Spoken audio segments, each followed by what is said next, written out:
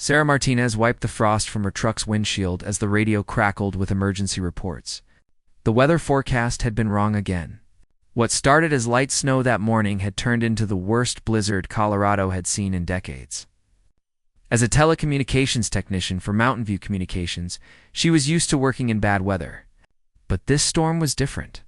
The wind howled outside her service truck, shaking the vehicle as she sat parked on the side of Highway 285. She had been responding to a routine service call when the storm hit with unexpected fury. Now, visibility was almost zero, and the temperature was dropping fast. Her radio buzzed with frantic messages from dispatch. All units, we have multiple emergency calls coming in. The storm has knocked out cell towers across 3 counties. Emergency services are struggling to communicate. The dispatcher's voice crackled through the static. Sarah looked at her equipment in the back of the truck. She had spare batteries, backup generators, and enough tools to repair almost any communication system. But what she didn't know was that her skills would soon be needed for something far more important than fixing phone lines. She decided to push forward instead of finding shelter. Her truck was equipped with snow chains, and she knew these mountain roads better than anyone. As she drove slowly through the whiteout conditions, her headlights barely cutting through the swirling snow, she noticed something unusual ahead. There, barely visible through the storm, was a car that had slid off the road into a deep ditch. The vehicle was almost completely buried in snow. She could see a faint glow from inside. Someone was still alive in there. Sarah pulled over immediately, her heart racing. She grabbed her emergency kit and fought against the fierce wind to reach the stranded car. The snow was up to her waist, and each step was a struggle. When she finally reached the vehicle, she could hear voices inside, scared voices calling for help, through the partially cleared rear window. She could see 3 people trapped inside, an elderly man who appeared to be unconscious, a middle-aged woman who was trying to keep him warm, and a young child who was crying. The car's engine had died, and without heat, it wouldn't survive much longer in these conditions. Sarah tapped on the window and shouted over the wind, "I'm here to help. Can you hear me?" The woman inside looked up with desperate relief in her eyes. She tried to roll down the window, but it was frozen shut. The car's electrical system had failed completely. Sarah realized that these people were in serious danger. Hypothermia was setting in, and the storm showed no signs of stopping. She ran back to her truck, her mind racing with possibilities. She had her standard repair equipment, but this wasn't a typical job. She needed to find a way to get power to their car, provide heat, and somehow call for help. The nearest hospital was 40 miles away, and with roads this bad, an ambulance would never make it through. But Sarah had something that most people didn't know about, a secret she had kept hidden from her coworkers and even her family. During her time in the military, she had been trained in emergency medical procedures and survival techniques. She had never told anyone because she wanted to leave that part of her life behind when she became a civilian. Now, as she looked at her equipment and then back at the buried car, she realized that her hidden past might be the only thing standing between those 3 innocent people and certain death. The storm was getting worse, and time was running out. She took a deep breath, grabbed her tools, and prepared to use every skill she had ever learned to save 3 lives she had never met before. The real test of her abilities was just beginning, and failure was not an option. Asterisk. Sarah's military training kicked in as she assessed the situation. She had learned to stay calm under pressure, and right now, 3 lives depended on her ability to think clearly. The wind was so strong it nearly knocked her over as she made multiple trips between her truck and the stranded car. Carrying equipment through the deep snow, her first priority was getting power to the car to provide heat. She dragged her portable generator through the snow, along with heavy-duty extension cables. The generator was designed for powering communication equipment, but Sarah knew it could do much more. She had to dig through the snow around the car's exhaust pipe. First, carbon monoxide poisoning would kill them faster than the cold, fighting against the wind. She managed to clear the exhaust pipe and then connected her generator to a small space heater from her emergency supplies. She had to modify the connections using her electrical expertise, something that wasn't in any manual but came from years of creative problem-solving in the field.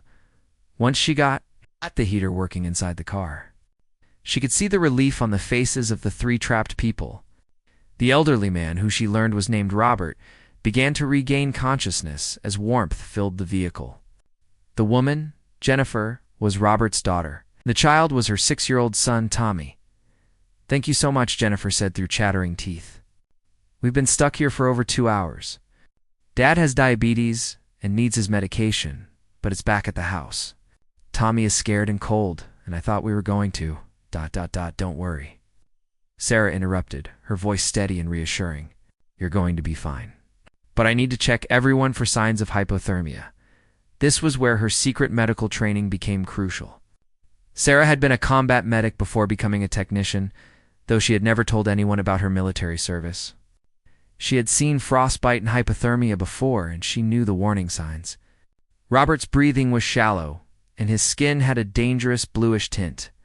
Tommy was shivering uncontrollably.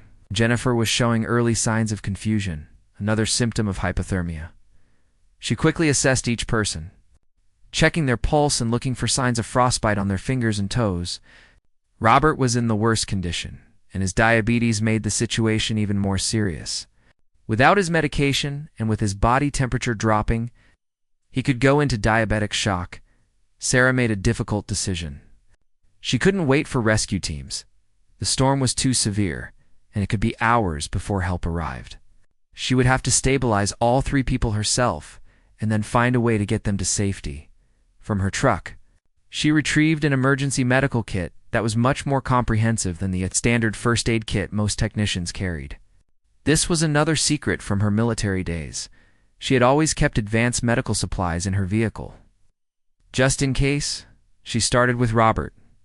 Using techniques she had learned on the battlefield to slowly warm his body temperature without causing shock, she wrapped him in emergency blankets and used heated packs placed on his pulse points.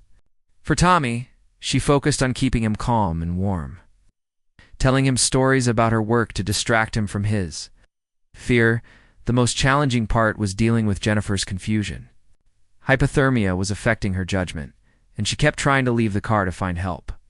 Sarah had to be firm but gentle, explaining that staying together was their best chance of survival, as she worked to stabilize all 3 people.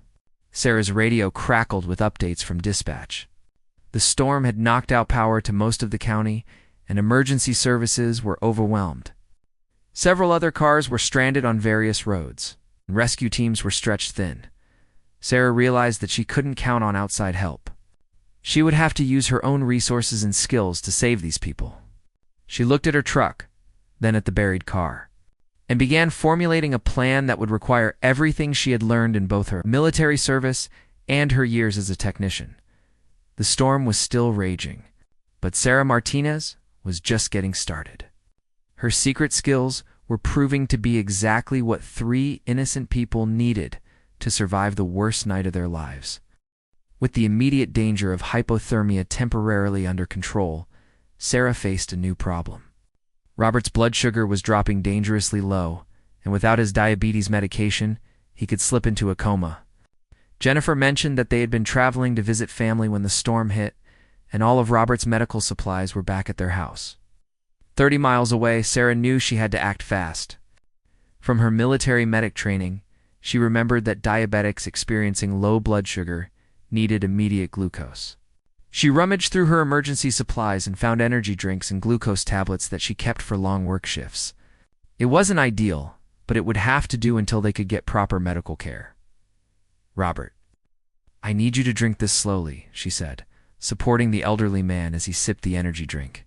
"It's going to help stabilize your blood sugar." While monitoring Robert, Sarah used her radio equipment to try reaching emergency services. The standard channels were overwhelmed, but her advanced communication gear allowed her to access frequencies that most people couldn't reach. Her technical expertise was proving as valuable as her medical knowledge. After several attempts, she managed to contact an emergency dispatcher in Denver. "This is Sarah Martinez, telecommunications technician. I have 3 civilians trapped in a vehicle on Highway 285, mile marker 47. 1 elderly male diabetic in critical condition, 1 adult female, and 1 child, both treated for hypothermia. We need immediate medical evacuation." The response was not what she hoped for. "Ma'am, we have over 50 emergency calls right now. The storm has grounded our helicopters, and our ambulances can't get through the mountain roads. You'll need to shelter in place until conditions improve." Sarah looked at Robert, whose condition was stabilizing but still fragile. Then at little Tommy, who had stopped shivering but was still weak. And finally at Jennifer, who was becoming more alert as her body temperature rose. Waiting wasn't an option. They needed real medical care. The storm could last all night. That's when Sarah made a decision that would change everything. She was going to attempt something incredibly dangerous. She would try to get all 3 people to her truck and drive them to safety herself.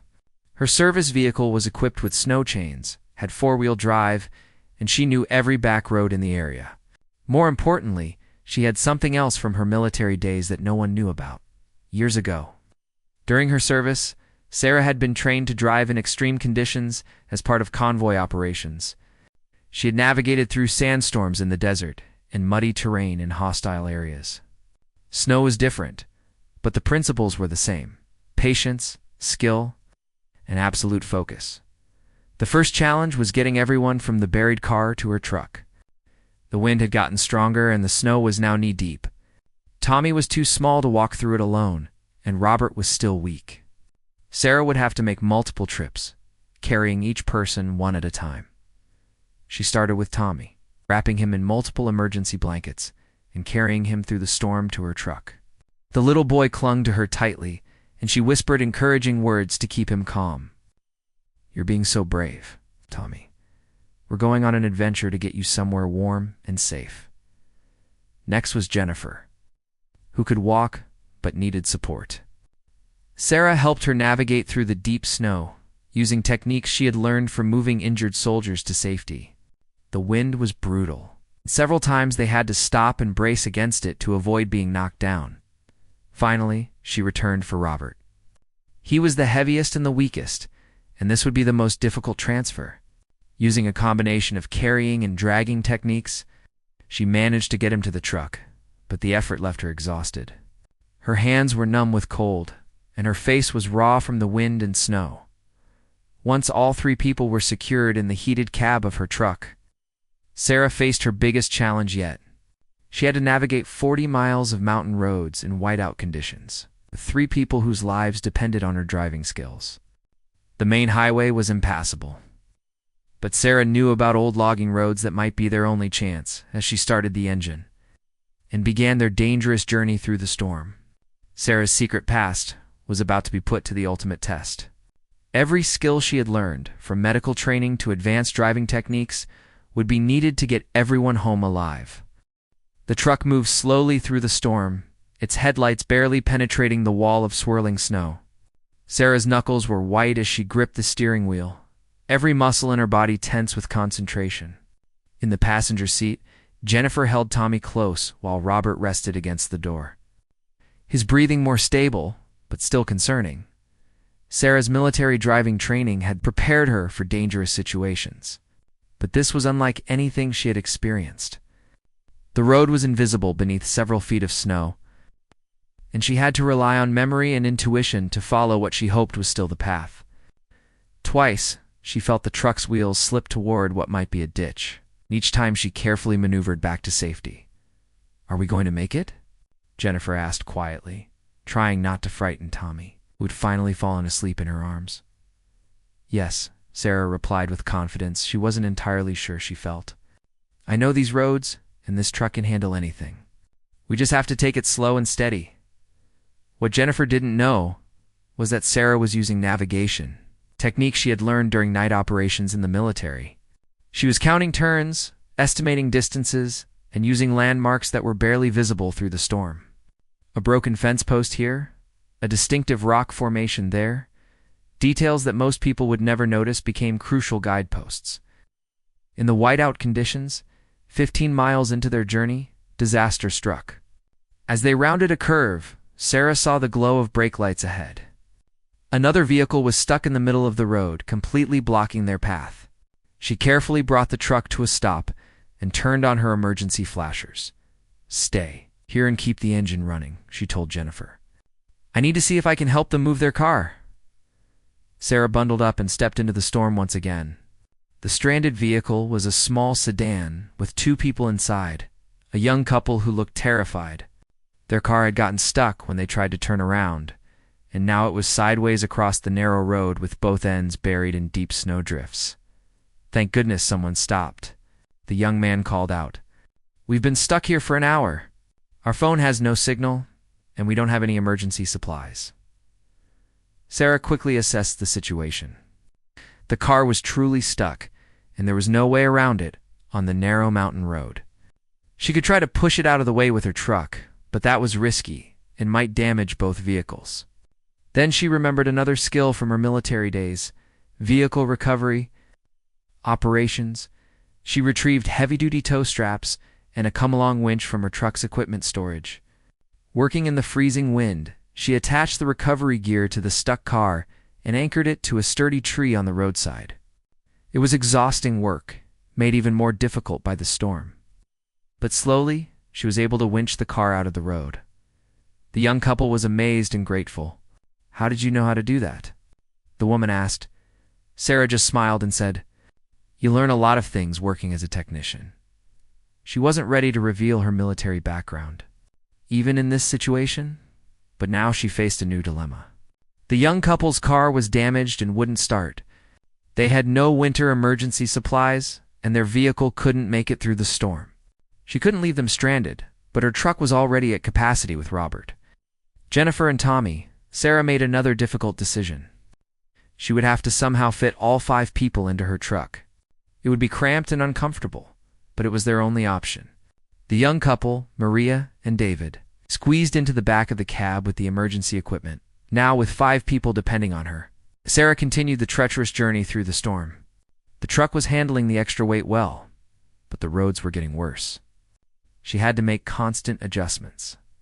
Using techniques she had learned for driving heavy vehicles in combat zones at one point, they came to a steep downhill section where the road curved sharply to the left. Sarah could see tire tracks where other vehicles had slid off the road and into the trees. She downshifted and let the engine help control their speed, her feet working expertly between the brake and accelerator. "I don't know how you're doing this," David whispered in amazement. "This is incredible driving." Sarah didn't respond, focusing entirely on the road ahead. They were now 25 miles from where they started, but still 15 miles from the hospital. Robert's condition had stabilized, but he still needed proper medical care. Tommy was doing better, but the little boy was exhausted from the ordeal.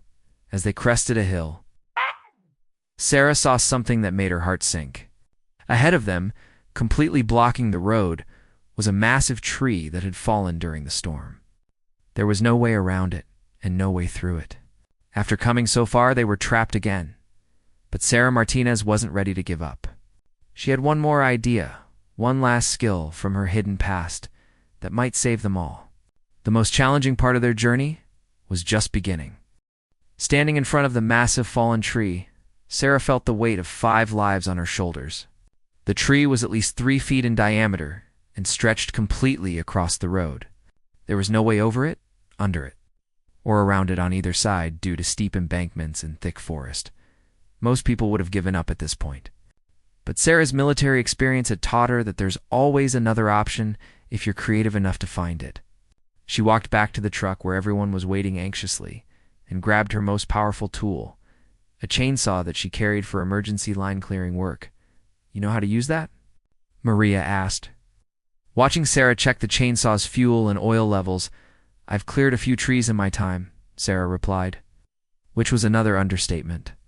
During her military service, she had been cross-trained in combat engineering, including obstacle removal and route clearance. She had used chainsaws to clear fallen trees from convoy routes under much more dangerous conditions than this. Starting the chainsaw in the storm was challenging, but Sarah's experience showed as she got it running on the second pull. The sound of the engine was almost lost in the howling wind. Working methodically, she began cutting the tree into sections, starting from the smaller branches and working toward the trunk. It was exhausting work. The chainsaw was heavy, the wind kept blowing snow into her face, and her hands were getting numb despite her heavy gloves.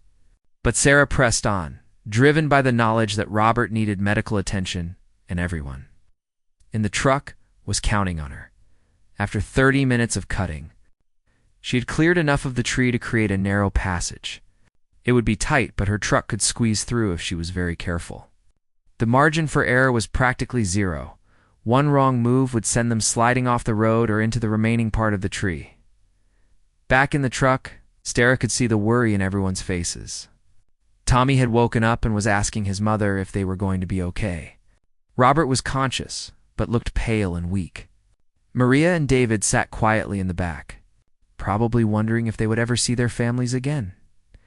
"Everyone hold on tight," Sarah announced as she lined up the truck with the narrow gap she had created. "This is going to be a little bumpy." Using every bit of her advanced driving skill, Sarah inched the truck forward. The clearance was so tight that she had to fold in the mirrors to avoid hitting them on the tree trunk. She could hear branches scraping against the sides of the truck. But she kept moving forward steadily. Halfway through the gap, the truck's right rear wheel hit a patch of ice hidden under the snow. The vehicle started to slide sideways toward the tree trunk. Sarah immediately corrected by turning into the slide and gently applying power to the front wheels. It was a technique she had used countless times in military vehicles, but never with civilian lives at stake. The truck straightened out and continued through the gap. A few seconds later, they were clear of the fallen tree and back on the open road. Everyone in the truck let out a collective sigh of relief. "That was amazing," Jennifer said. "I don't know how you stayed so calm." Sarah just nodded and focused on the road ahead. They were now only 8 miles from the hospital, but the storm was still raging. She had to maintain her concentration for just a little longer as they drove through the final stretch. Sarah's radio crackled with an update from emergency services. "All units, be advised that Mountain View Hospital is operating on emergency power only. They are accepting critical patients, but ask that only the most urgent cases be transported." Sarah looked at Robert in the passenger seat. His color was better, and he was alert, but she knew he still needed medical attention for his diabetes management. She made the decision to continue to the hospital after everything they had been through. She wasn't going to stop now. The lights of the hospital finally appeared through the storm like a beacon of hope. Sarah had successfully navigated 40 miles of treacherous mountain roads in whiteout conditions, rescued 5 people, and used skills from a past life she had tried to leave behind. But as they pulled into the hospital emergency entrance, Sarah realized that the most challenging part might still be ahead. She would have to explain how a telecommunications technician had managed to accomplish what trained rescue workers couldn't do. Her carefully guarded secret was about to be revealed, whether she wanted it to be or not. The emergency room doors slid open as Sarah helped Robert out of the truck. Medical staff rushed forward with wheelchairs and began quickly assessing all 5 rescued people. The warm, bright lights of the hospital felt like stepping into another world after hours in the dark. "Cold storm. How did you manage to get through the roads?"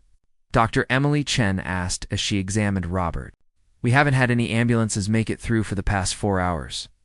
The roads are completely impassable." Sarah hesitated, then simply said, "I know the back roads pretty well, and my truck has good traction." Tommy clung to his mother as nurses checked him over, but he kept looking back at Sarah with admiration. "Mom, she saved us." "She cut down a whole tree with a big saw." Jennifer approached Sarah as medical staff finished their examinations. Everyone was going to be fine. Robert's blood sugar was stabilizing. Tommy and Jennifer had no lasting effects from their hypothermia, and Maria and David were just cold and tired but otherwise healthy. "I don't know how to thank you," Jennifer said, tears in her eyes. "You saved our lives tonight. Dad could have died out there, and Tommy. I keep thinking about what would have happened if you hadn't found us." Sarah felt uncomfortable with the praise. "I just did what anyone would do." "No," said David, shaking his head. "What you did tonight wasn't normal. The way you handled that medical emergency, how you drove through conditions that stopped professional rescue teams, the way you used that chainsaw like you'd done it 100 times before. You're not just a phone technician, are you?" Before Sarah could answer, Dr. Chen approached with a clipboard. "I need to fill out some paperwork. You administered glucose to a diabetic patient in crisis, provided emergency heating, She treated multiple cases of hypothermia and somehow transported 5 people through the worst storm in decades. I'm required to ask, do you have medical training? Sarah looked around at the 5 people she had rescued, all watching her expectantly. She thought about the secret she had kept for years. The past she had tried to leave behind when she left the military. But tonight had shown her that some skills are too valuable to hide forever. I was a combat medic in the Army, she finally admitted. 3 tours overseas before I came back and became a telecommunications technician. I wanted a quiet civilian job, something peaceful. I never told anyone about my military background because I wanted to start fresh. The room fell silent for a moment. Then Tommy broke the silence by running up and hugging Sarah around the waist. You're like a superhero. Jennifer smiled through her tears. That explains so much. The way you took charge, how you knew exactly what to do for Dad's diabetes, your driving skills. You saved 3 generations of our family tonight. Dr. Chen nodded approvingly. Well, your military training certainly came in handy. Robert's glucose levels are stable now, and your quick thinking prevented a diabetic emergency from becoming critical. As the paperwork was completed and everyone was officially cleared to go home, Sarah prepared to return to her truck.